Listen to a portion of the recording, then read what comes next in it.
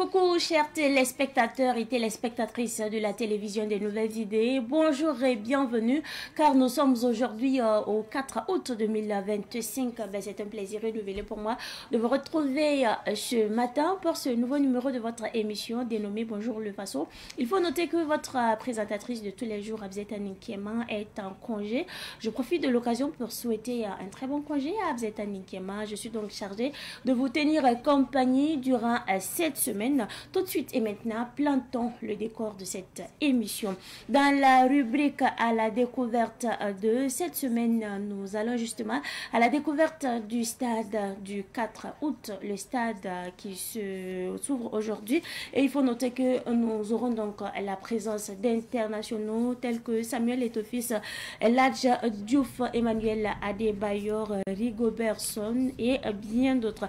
Et pour la revue de presse, nous allons recevoir d'ici là Alphonse Ouedraogo qui va décortiquer l'actualité pour nous.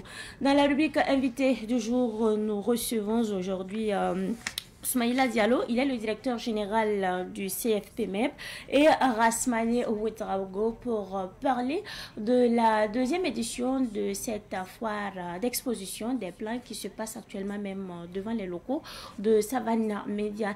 Ainsi dit, mesdames et messieurs, le décor est très bien planté. Installez-vous confortablement, on se retrouve juste après cette transition pour la rubrique à la découverte. Avec l'inauguration et la réouverture du stade du 4 août, nous allons cette semaine à la découverte de ce joyau qui fait la fierté du Burkina Faso. Mais avant en toute chose, disons que la journée d'aujourd'hui est marquée par plusieurs activités du matin au soir, avec le clou à 17 h qui est un match de gala entre internationaux africains et burkinabés de football en présence du chef de l'État, le capitaine Ibrahim Traoré. Alors les consignes sécuritaires sont strictes et les parkings sont situés au niveau de l'hippodrome de Nancy à Amdalaï et de l'école Gongen Nord. Au total, 26 000 tickets ont été distribués gratuitement et la veille citoyenne s'est mise dans la danse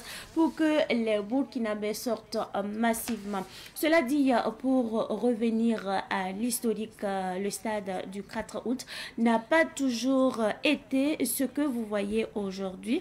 Le stade du 4 août est le plus grand et le plus beau stade du Burkina Faso, fort de 35 000 places, fruit de la coopération entre la Haute-Volta d'antan et la République populaire de Chine. Selon les plus anciens témoins, le gouvernement du président général Aboubakar Sangoulé Lamizana avait demandé aux partenaires chinois des moyens pour le prolongement de la voie ferrée de Ouagadougou jusqu'à Kaya, sinon Tambao, mais l'enveloppe chinoise mise à la disposition de la Haute-Volta, d'ailleurs sous forme de matériel qui a alimenté la société Sovolcom, ancêtre des Fassoyards, étant insuffisante, le budget a été réaffecté à la construction du stade Omnisport. Le projet est né sous la gouvernance du président Lamizana, mais les travaux ont débuté en 1981 sous le pouvoir du président colonel Seyzerbo. Ils se sont donc achevés en 1984 sous la révolution du capitaine Thomas Sankara. L'inauguration est intervenue le 18 juillet 1984. Il a reçu le nom de stade du 4 août en considération de l'œuvre de libération que les jeunes officiers révolutionnaires venaient d'entamer le 4 août 1983.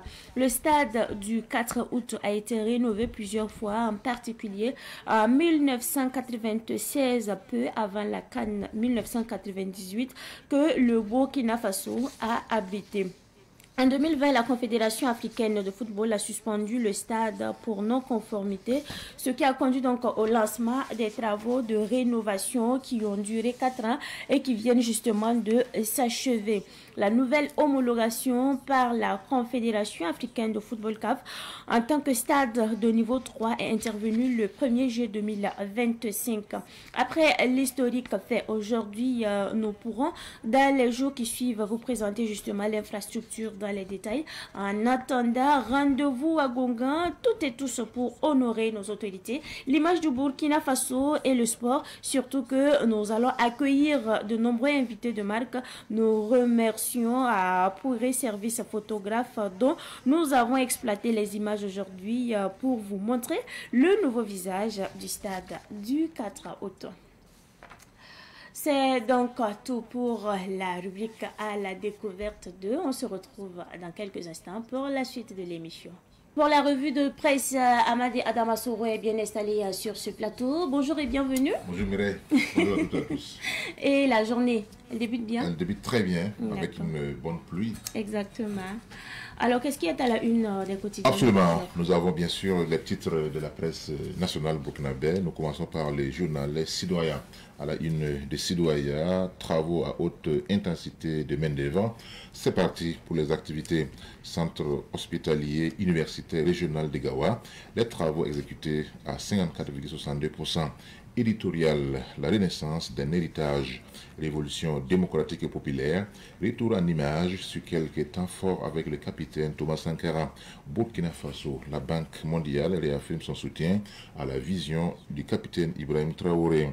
Initiative présidentielle pour une éducation de qualité, visite inopinée sur les chantiers des amphithéâtres et bâtiments administratifs.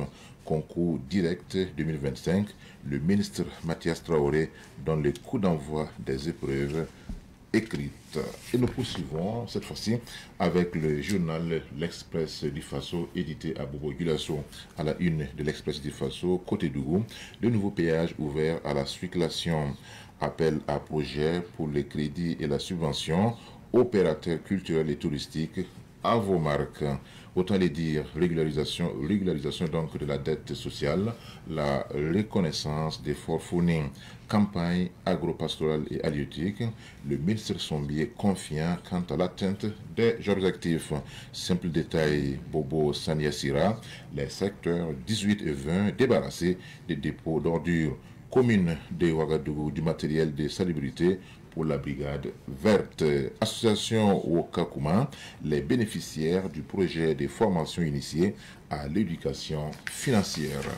Place à présent au journal Les Quotidiens. À la une du quotidien, présidence du Faso, la Banque mondiale réaffirme son soutien à la vision du capitaine Ibrahim Traoré. Construction du CHR du Degawa, le Premier ministre exprime sa satisfaction et appelle l'entreprise à garder le cap. Exécution de chantiers routiers à Ouagadougou, les entreprises invitées à livrer des ouvrages de qualité dans les délais. Le voyageur de Guéna, Orodara, un jeune footballeur foudroyé en plein tournoi de Maracana. Affaire Alino Faso. Le procureur du Faso ouvre une enquête pour torture et assassinat. Faso Mebo, un blessé de guerre, donne 3 sacs de ciment. Cossin, infrastructure, un pont cédé des villages isolés. Place à présent au journal Aujourd'hui au Faso. À la une d'aujourd'hui au Faso, décès en détention d'Alino Faso à Abidjan. La justice burkinabé s'en mêle. Gouvernement à élargir en RD Congo. Félix Tshisekedi, très pragmatique. Sortie officielle de la 10e promotion de l'NGC. De l'NGP 388 nouvelles compétences au service de l'administration pénitentiaire. Audience du président du Faso, la Banque mondiale réaffirme son soutien à la vision du capitaine Ibrahim Traoré. Suivi des travaux du CHRU de Gawa, le Premier ministre effectue une visite de terrain 15 ans de BFM. La télévision au cœur de nos défis offre 15 tonnes de ciment à Faso Mebo, campagne agricole 2025. Objectif, 7 millions de tonnes de production céréalière.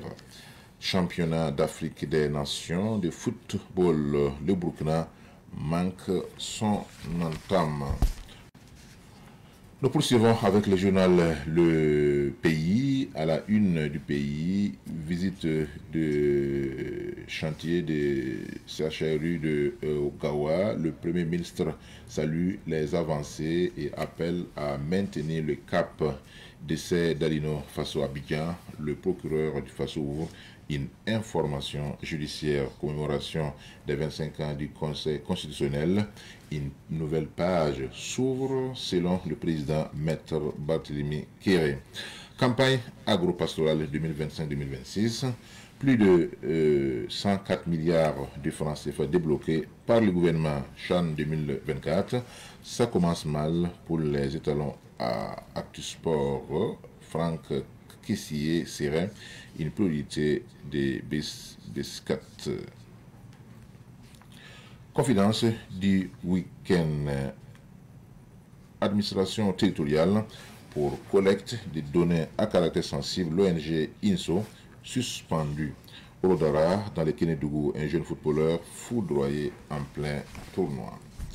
Nous terminons avec le journal L'Observateur Palga.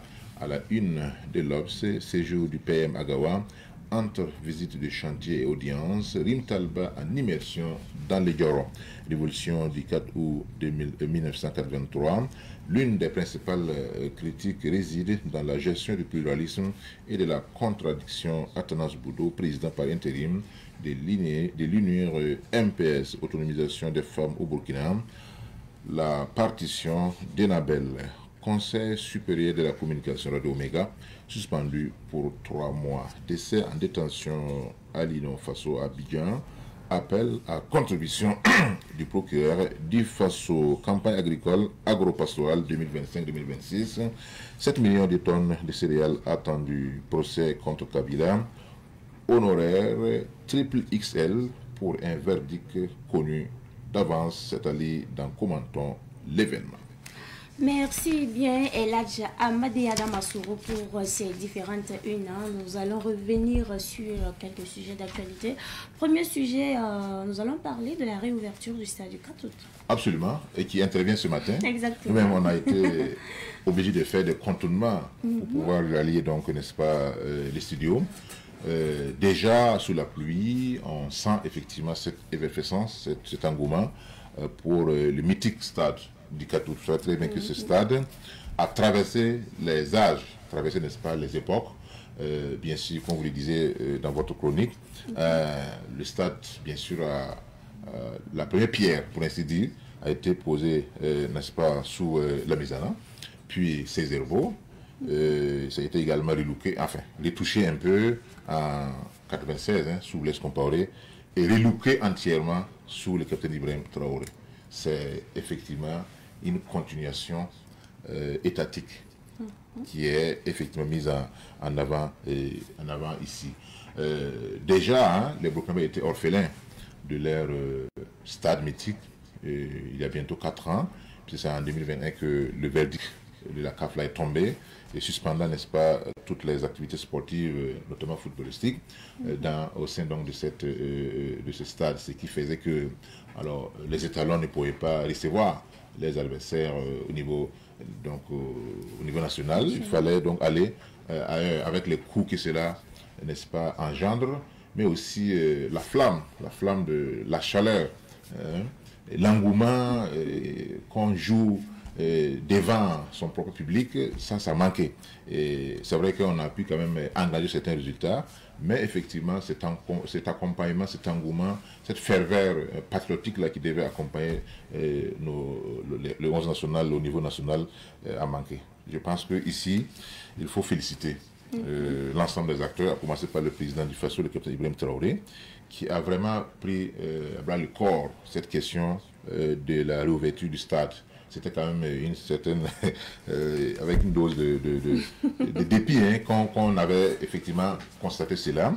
Et il y avait même, le Burkina était devenu même la risée de certains pays, suivez mon légat, parce qu'ils disaient, voilà, vous êtes un pays souverain, vous avez déclaré votre souveraineté à corps et à cri, mais vous n'avez même pas de stade. Voilà. Et vous savez très bien qu'un stade national est pour les footballeurs, pour les sportifs, c'est qu'il y a une centrale pour les ambassadeurs. Quand on parle de centrale en diplomatie, c'est le siège du ministère des Affaires étrangères. là où partent les décisions, là où sont centralisées effectivement les décisions, ce qui symbolise l'union en fait des diplomates, des ambassadeurs pour un pays. Donc, si vous n'avez pas de stade qui répond aux normes internationales, alors vous êtes classé comme un pays qui n'a pas assez d'ambition.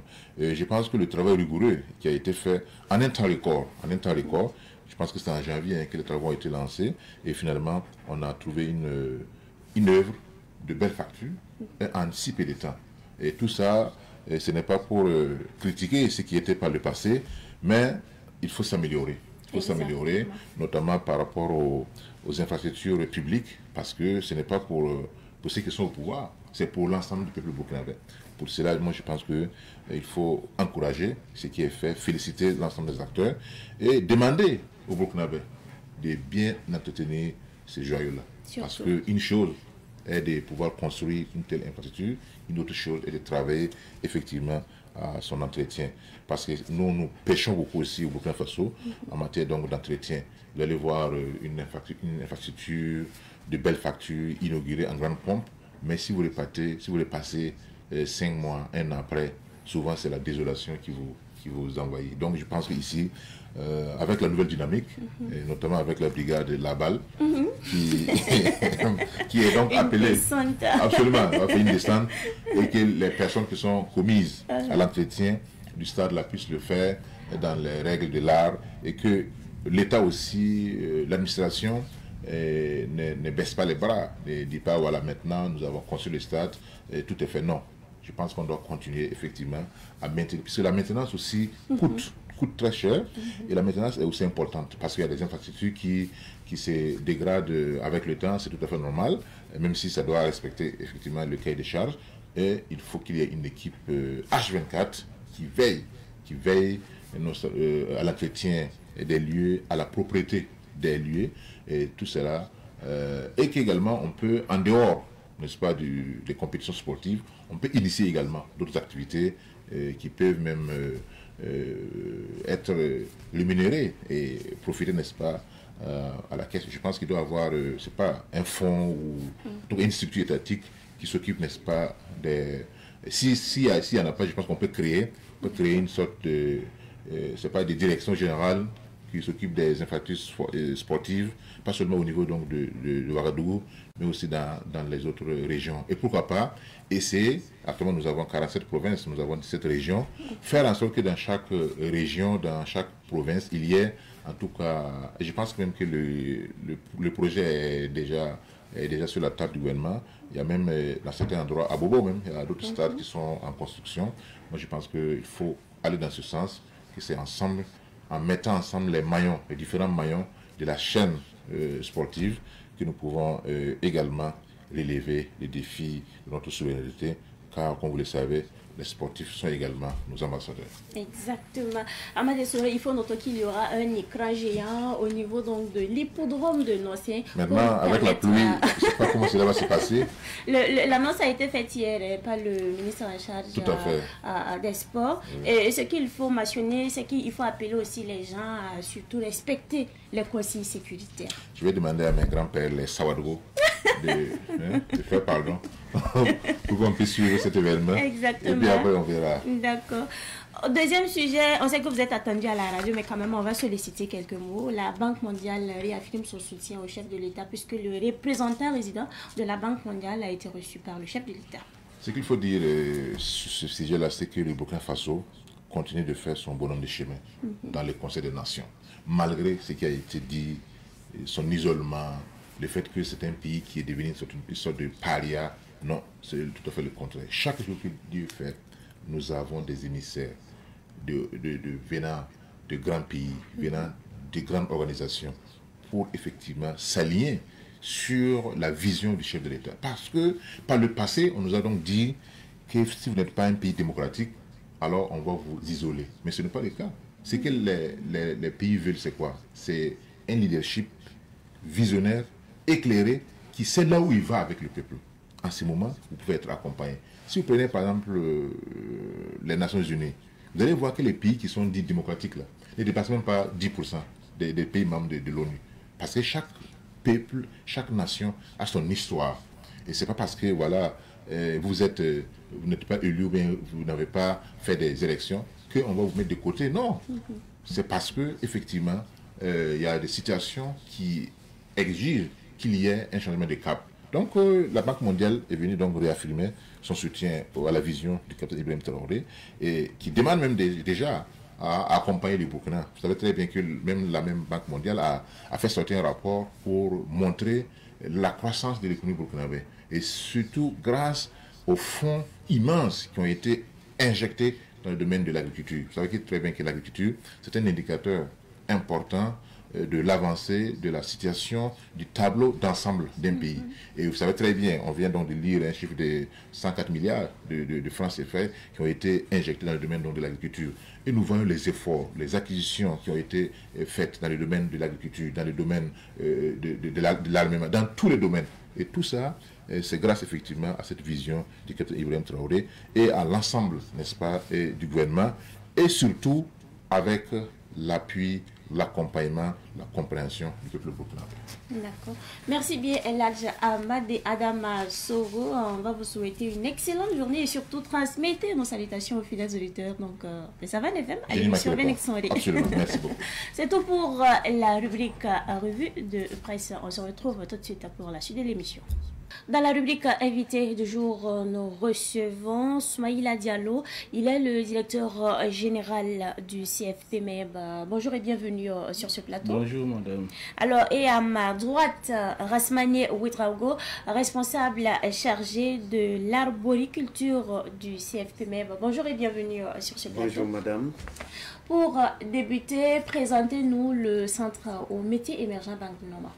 Donc, merci beaucoup. Donc, il faut noter que le centre de formation professionnelle au métier émergent Bangré Noma est un centre agro-silvo-pastoral et halieutique qui a été créé en 2023. Donc, il faut noter que sa mise en place fait suite au constat de l'insuffisance d'une main-d'œuvre qualifiée dans le secteur agro-silvo-pastoral et halieutique. Il faut voir également que notre centre a pour objectif de dispenser des formations professionnelles certifiantes, diplômantes et qualifiantes dans des domaines d'intervention comme la pisciculture, la colombiculture, la cuniculture, l'arboriculture et également des formations sur le maraîchage. Pour aller également dans nos objectifs également, le centre compte mettre en place un mécanisme de formation école-entreprise pour permettre également à tous ces élèves de pouvoir aller dans le côté vraiment formel. Voilà, c'est-à-dire de mélanger également la théorie accompagnée par la pratique. Toujours dans les mêmes objectifs, c'est d'appuyer le développement des PME dans le secteur agro-silvo-pastoral et les métiers du BTP. Donc, comme vision, le centre se donne comme vision d'être en tout cas l'une des références comme étant un centre qualifié en matière de formation professionnelle d'ici 2030. Pourquoi vous avez décidé d'organiser la foire vente et exposition des plantes exogènes et endogènes? L'idée de faire la foire, c'est juste soutenir l'initiative présidentielle.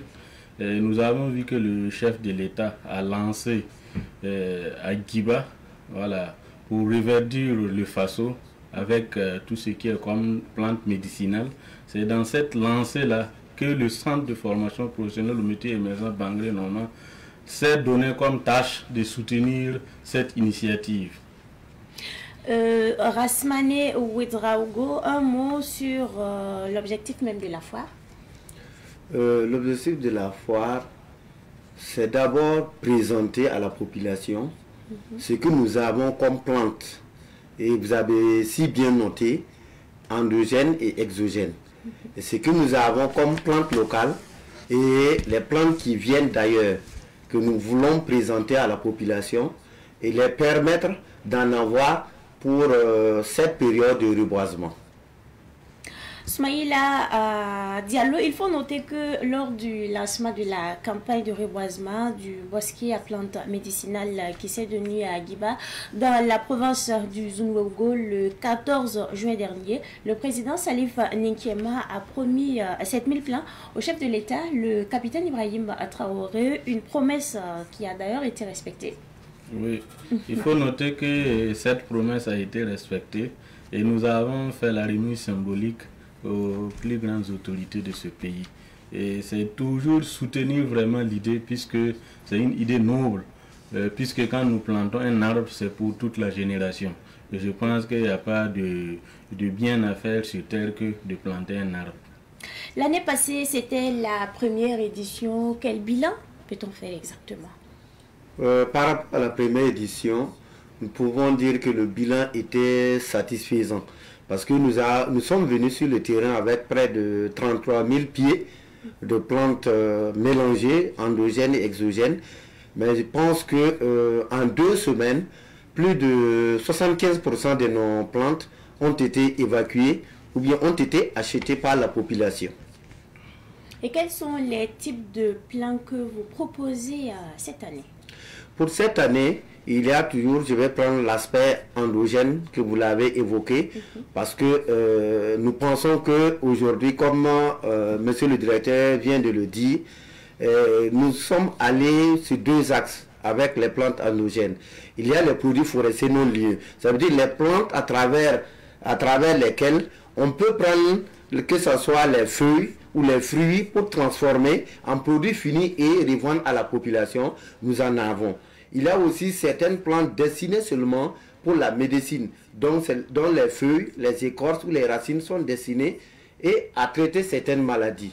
Et si je prends par exemple les plantes qui peuvent accompagner, par exemple, dans le domaine des produits forestiers non liés, il y a le néré, il y a le baobab, et j'en passe. Voilà. Maintenant, pour certaines plantes qu'on peut utiliser dans le domaine médicinal, il y a le Fucus sinoconor, il y a par exemple qu'on peut appeler le Sarcophagus latifolus, par exemple le Guinga amoré, ouais, le Kamsonro, comme bon, c'est des noms scientifiques que certaines personnes ne comprennent pas, mais par exemple quand je prends le Guinga, je pense que plusieurs personnes le connaissent. Quand je prends par exemple le Kamsonro, le Womsega, ce sont des ficus que par exemple plusieurs personnes connaissent, qui sont disponibles ici. Il y a plusieurs variétés. Si je me mets à les citer, on peut prendre tout le temps sans en finir, parce qu'on a plus d'une soixantaine de variétés. Donc ça veut dire que sur le site, on peut retrouver des espèces en voie de disparition? Oui, on peut trouver des espèces en voie de disparition. Je prends terre à terre, par exemple le Zemina americana, le Lela. Nous en avons. Par exemple, il y a certaines plantes, genre quand je prends par exemple ceux qui sont dans le domaine de, par exemple le Womsega, le Fucus yamfukulis, il y a ça. Le Womsega, on peut avoir. Par exemple, il y a par exemple que les gens appellent par exemple le Fucus, un autre Fucus qu'on appelle le Kakanga, qui est en voie de disparition. Tout ça, ils peuvent trouver ça au niveau de notre foire. Il y a plusieurs variétés, mais bon, comme le temps est bref, je me résume à 2 ou 3 seulement. Smaïla Diallo, et quels sont les plants fruitiers que nous pouvons retrouver sur le site de la foire? Je vais parler là des types de plants. Donc, les plantes fruitières qu'on peut avoir disponibles sur notre site, vous allez avoir plusieurs types de manguiers, d'une variété peut-être 6. Vous avez le mangue ordinaire, vous avez les mangues lipens qu'on appelle timtimi, vous avez également mangue gouverneur, vous avez également d'autres manguiers qu'on appelle mangue courbe et des mangues ordinaires. Donc vous allez voir également, il y a d'autres espèces comme le cacao, que peut-être d'autres vont dire que ici c'est pas possible. Il est possible de le faire ici. Il y a également ce qu'on appelle pomme du Sahel. Vous avez également des tangelos, des orangers, mandarines. En tout cas, toute variété de plantes fruitières sont disponibles sur place. Et quels sont les plants que vous conseillez plus aux citoyens en cette période de pluie? Est-ce qu'il y a des plants spécifiques? Les plantes spécifiques présentement à but lucratif, c'est beaucoup plus les tangelos. Vous verrez que ce sont des fruits qui sont beaucoup plus consommés. Vous voyez les tangelos, que ce soit les bananeraies, ainsi de suite. C'est des plantes vraiment qui sont beaucoup plus souhaitées d'être mises déjà en place pendant ces périodes de pluie. Et vous allez voir que c'est des plantes qui rentrent en compétition également avec d'autres qui peuvent également être associées. Et vous allez voir même, par exemple, le cacao, le caféier, c'est des plantes déjà qu'on peut mettre en place et profiter de la saison, ainsi de suite, pour pouvoir favoriser la mise en place de l'insécurité alimentaire, ainsi de suite. Rasmani Ouedraogo, un ajout?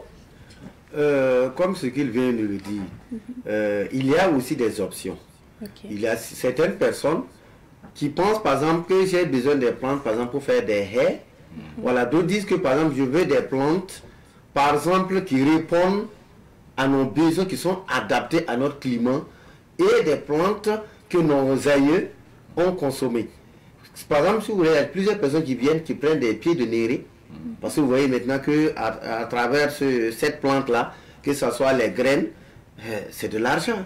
Que vous prenez par exemple la poudre, on le transforme en gâteau et en jus. Par exemple, quand vous prenez par exemple le balanites, le kiagalga amoré, le daté du désert, il y a certaines personnes qui viennent. Quand vous prenez les feuilles sur le marché, on ne peut pas payer, ça coûte cher. Le capoquier, il y a d'autres qui viennent chercher. Et sur le baobab, il y a d'autres qui comptent sur les feuilles et les fruits. Donc, c'est par option. Mais en résumé, je dirais que toute option que la population en a besoin, la population peut venir et voir quand même, découvrir d'abord, juste pour la curiosité et pour son propre besoin, je pense que la personne sera satisfaite. Et est-ce qu'il y a un suivi après l'achat des plants? Le suivi dépend du client. Okay. Si le client nous achète des plants et nous demande de faire le suivi, nous déployons nos techniciens sur le terrain à partir du reboisement, même au niveau de la trouaison jusqu'au niveau du reboisement, et le suivi après la plantation pour voir l'évolution des plantes et ainsi de suite. Mais si la personne ne demande pas, bon, on ne peut rien faire. Mais quand la personne demande, nous pouvons assurer cet aspect de suivi. D'accord. Il faut rappeler que l'année passée, le ministre de l'Environnement, Roger Barreau, s'est déplacé pour féliciter toute l'équipe. Et à cette occasion, le centre a même offert 1000 plants au ministère de l'Environnement pour la campagne de reboisement. Oui. Il faut noter que nous avons eu l'honneur d'accueillir le ministre de l'Environnement l'année passée. Et cette année également, vous verrez que nous avons pris comme parrain également ce même ministre. L'idée aussi d'accompagner le ministère à travers le don, c'est également aller dans le même lancer et accompagner également l'initiative présidentielle. Il y a eu d'autres visiteurs également. Soyez là. Ok. Je peux dire même quelque chose que je peux ajouter avant la foire. Je pense après l'appel du président de la République. Dans le mois de juin, notre centre a été pris en assaut par la population.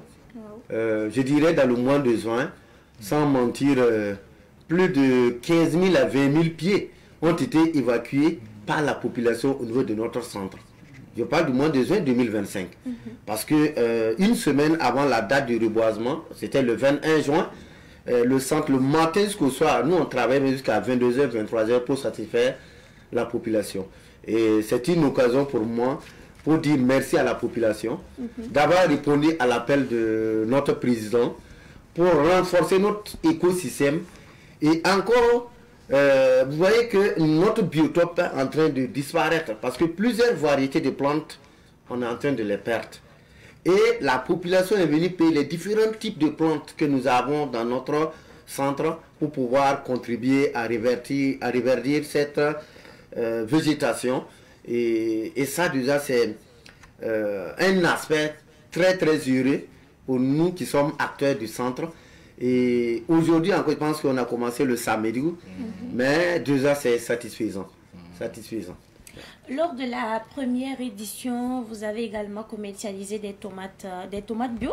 Il faut préciser des ignames, du piment. Est-ce que cette année, ça sera encore disponible? Il faut noter que cette année, également, il y a de la tomate, il y aura des poivres, il y aura également de l'oignon et également, nous avons promis également de faire tout ce qui est comme grillade. Voilà, pour aussi accompagner tous ces acteurs-là qui vont visiter nos locaux. Ah, ça, c'est une très bonne nouvelle parce que quand on entend la grillade, ça veut dire que ça sonne bien ça. Est-ce que c'est possible d'avoir les plans en quantité? Parce qu'on sait qu'à cette période, il y a des structures et des associations qui organisent des campagnes de reboisement.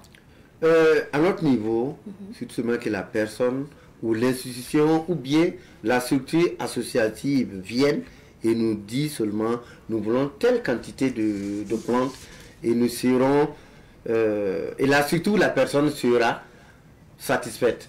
Et en plus de cela, j'avais oublié un aspect pour ceux aussi qui veulent du compost naturel transformé à partir de la bouche de vache avec plusieurs ingrédients que je vais pas citer. Ils peuvent en avoir même jusqu'à 10 tonnes, ils peuvent avoir chez nous. Voilà, donc je pense que l'année passée, on n'en avait pas assez. Il y a certaines personnes qui disaient, ah, nous ne voulons pas aller prendre des produits chimiques pour déverser au pied de nos plants. Mais cette année, ils peuvent venir, même jusqu'à 10 tonnes, nous pouvons les livrer. Voilà, ça, il n'y a pas de souci. Qu'ils viennent seulement. On va rappeler la date et le lieu. Donc, il faut dire que cette année, on a vraiment élargi le nombre de jours, vu vraiment l'initiative déjà que la population a faite et à travers toutes ces recommandations de l'année passée. Donc, on compte faire la foire du 1er jusqu'au 31 août et c'est devant Savane Média. Je pense qu'on appelle toute la population de passer vite pour chercher leurs plantes avant que la période propice ne les dévance. Rasmane Ouedraogo, un appel à l'endroit de tous ceux et toutes celles qui nous suivent actuellement. Je dirais tout simplement, en abordant le même volet que monsieur le directeur, il disait que planter, c'est vivre utile. Parce qu'il a dit, quand on plante, c'est pour des générations futures. Ce qui veut dire que quand on plante, on n'a pas vécu inutilement. On sert à quelque chose. Et j'appelle à tout le monde, à chaque personne, là où elle est, de mettre, ce ne reste que un seul pied de plant en terre. Nous sommes combien de millions de personnes au Burkina Faso? Si chaque personne mettait un seul pied, je pense qu'on peut avoir plus de 20 millions de pieds d'arbres cette année pour accompagner les mesures prises par nos premiers dirigeants pour accompagner, pour accompagner notre écosystème. Et en même temps, c'est aller combattre contre les changements climatiques et aller vers une résilience climatique très très favorable à notre condition de vie. On espère que le message est très bien passé. Soumaïla Diallo, un contact? Oui. Vous pouvez nous contacter, peut-être à distance, puisque nous faisons également des livraisons. Ça veut dire que même les clients, l'année passée, et récemment, on a eu à expédier des plantes au Bénin, au Togo. Donc c'est pour vous dire que vous pouvez nous contacter sur notre numéro fixe, le 25, le 50, le 88, le 04. Également sur notre numéro orange, le 57, le 86, le 36 et le 56. Et sur le numéro télécell 78 99 14 54. Et il y a également notre page Facebook. Et vous pouvez également écrire Centre de formation professionnelle au métier émergent Bangré Noma. Et je pense qu'à travers ces contacts, les techniciens sont sur place. Ils peuvent vous orienter par rapport à votre choix. Et également, si vous souhaitez qu'ils viennent également faire un appui technique sur votre site, il est possible. Il faut noter que nous sommes à la fin de l'entretien. Rasmane Ouedraogo, un mot de fin? C'est d'abord remercier les dirigeants de cette station télé. Merci. Qui nous ont permis de valoriser le potentiel que le centre émet. Déjà, c'est un grand merci à vous. Car grâce à vous, nous communiquons directement avec la population. Nous écoutons la population et la population vient à nous. Et cela, nous ne saurons vous dire plus que le mot merci. Que le Tout-Puissant vous accompagne dans tout ce que vous faites. Amen. Soumaïla Diallo, votre mot de fin? Je termine vraiment pour encore remercier Savane Média pour les efforts déjà fournis, puisque à travers Savane, nous avons pu atteindre vraiment, au-delà de nos frontières, nous avons pu en tout cas valoriser tout ce potentiel-là. Et je terminerai encore pour dire toute la population doit se mettre main à main pour accompagner l'initiative présidentielle, car le travail qu'ils ont pris elle est noble. Donc, nous appelons nos frères, nos sœurs de se rallier derrière notre président, le capitaine Ibrahim Traoré, afin que nous puissions vraiment reverdir le Burkina Faso. Je vous remercie. Merci bien. C'est tout pour l'entretien.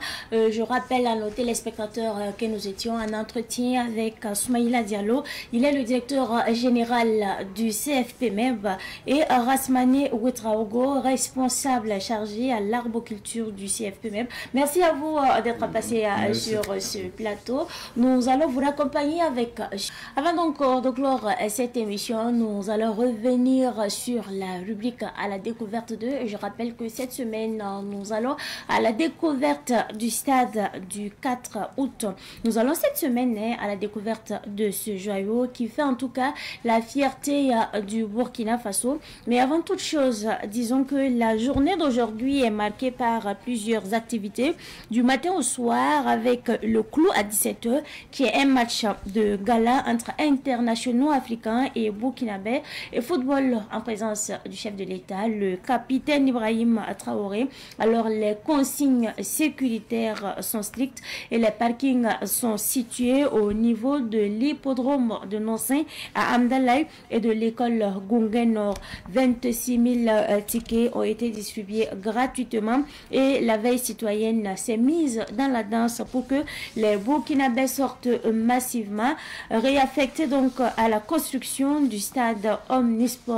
Il faut noter que ce projet est né sous la gouvernance du président Lamizana, mais les travaux ont débuté en 1981.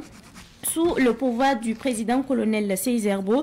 Ils se sont achevés en 1984 sous la révolution du capitaine Thomas Sankara. L'inauguration est intervenue le 18 juillet 1984. Il a reçu le nom du stade du 4 août en considération de l'œuvre de libération que les jeunes officiers révolutionnaires venaient d'entamer le 4 août 1983. Le stade du 4 août a été rénové plusieurs fois, en particulier en 1996, peu avant la CAN 1998 que le Burkina Faso a abrité. En 2020, la Confédération africaine de football a suspendu le stade pour non-conformité. Alors, cela dit, pour revenir à l'historique du stade du 4 août, il faut rappeler que ça n'a pas toujours été ce que vous voyez aujourd'hui. Le stade du 4 août est le plus grand et le plus beau stade du Burkina Faso, fort de 35 000 places, fruits de la coopération entre la Haute-Volta d'Atin et la République populaire de Chine. Selon les plus anciens témoins, le gouvernement du président général Aboubakar Sangoulé Lamizana avait demandé aux partenaires chinois des moyens pour le prolongement de la voie ferrée de Ouagadougou jusqu'à Kaya, sinon Tambao, mais l'enveloppe chinoise mise à la disposition de la Haute-Volta n'était surtout pas à ça. Alors, après l'historique fait aujourd'hui, nous pourrons, dans les prochains jours qui suivent, vous présenter justement l'infrastructure dans les détails. En attendant, rendez-vous à Gongan, toutes et tous, pour honorer nos autorités, l'image du Burkina Faso et le sport. Surtout que nous accueillons de nombreux invités de marque. Nous remercions d'ailleurs Puir et Services dont nous avons exploité les images aujourd'hui pour vous montrer le nouveau visage du stade du 4 août. C'est donc tout pour la rubrique à la découverte de, mais c'est également la fin de cette émission. Merci à vous pour votre constante fidélité. Je vous retrouve demain à partir de 7h30 pour un nouveau numéro de votre émission dénommée Bonjour le Faso. On se dit bye bye et à très bientôt.